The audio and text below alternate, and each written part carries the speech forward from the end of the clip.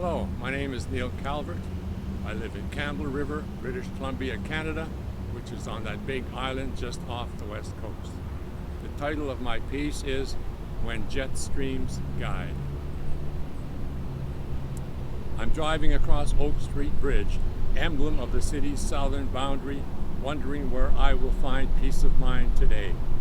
Having overworked and overworried yet again, been tense and unhappy for a week, I must find a way to unwind. The vibrant cobalt blue filling the top half of the world, contrasting with the heavy rain that has bombarded Vancouver for days, is already an uplift. On this Sunday morning, I'm thinking of farm country 70 kilometers to the east, when through the windshield I notice, gradually extending across the sky, a bright white jet contrail. The track acts like a living pointer, so I head instead for Crescent Beach, 50 kilometers to the south. A half hour later, I'm parked at Blackie Spit, observing the worry-free, self-sufficient ducks, gulls, and shorebirds that feed near this small sandy point.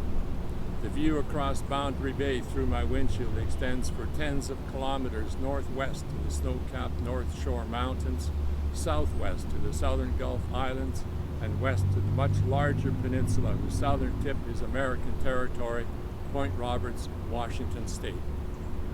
The smell of my fresh, hot potato egg cheese wrap announces breakfast to the local crows who assemble hopefully nearby. Soon I'm throwing blue corn chips from my stash out the driver's window, and then one of the rainy birds perches on my outside mirror, just a half meter from my face. As it bends forward to take a chip from my hand, its impossibly delicate, wrinkled, black, trident claws struggle to keep their grasp on the chrome mirror frame, producing faint, precious scraping sounds new to my ears. Then, a morsel firmly in its beak, it heads down to the ground. Setting the chip on the grass, it jabs at it till it breaks, swallows the bits, and then returns for more. The rest of the tribe is content to feed on whatever I toss out the window. I walk to the narrow point where the tide comes in from two sides, just a meter apart. I feel like a giant as I stand quietly, soaking my shoes in the incoming surf, soaking my mind in tranquil early sunshine. Then I head to the main beach area to sit on one of the varnished wood slab benches that adorn the promenade for which Crescent Beach is known. Listening to the waves easily rolling in, I examine the 8-kilometer expanse of water that separates me from Point Roberts. Besides me, the bay is owned today only by seagulls, still blue air, and one distant motoring sailboat. But I am mildly surprised when a contrail begins forming in the western sky. It points slightly downwards toward the treed cape of Point Roberts. I say to myself, if jet contrails are guiding me today, then Point Roberts, WA, is my next destination. Traveling across farmland, I stop to photograph reflections in small lakes left from the week's rains. Once through U.S. Customs, where a birth certificate proves Canadian citizenship, I advance down the community's main road and then pull off into a more rural area. The track turns from west to south, and after the bend, I am astonished to spy yet another contrail, this one growing southward. What, I wonder, will greet me south of here? Soon I'll run out of point and be in the ocean. The pavement takes me to a lighthouse marine park, occupying the southwest tip of the cape.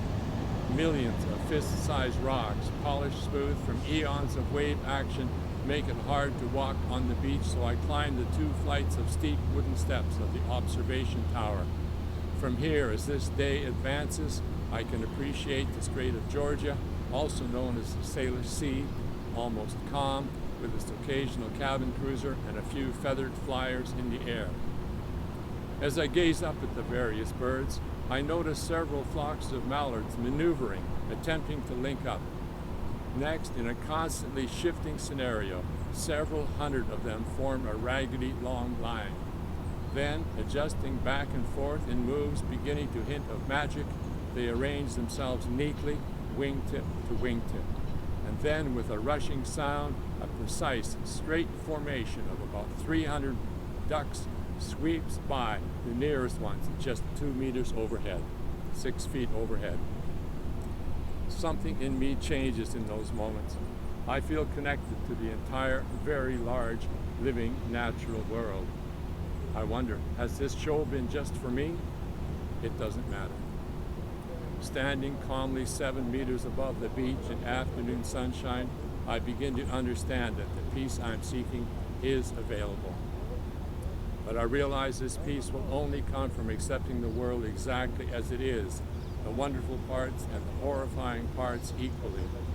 All comprise this reality, stories of human altruism, overcoming, and the magnificence of the natural world, as well as the stories of violence, greed, and tragic suffering that fill newspapers and TV newscasts.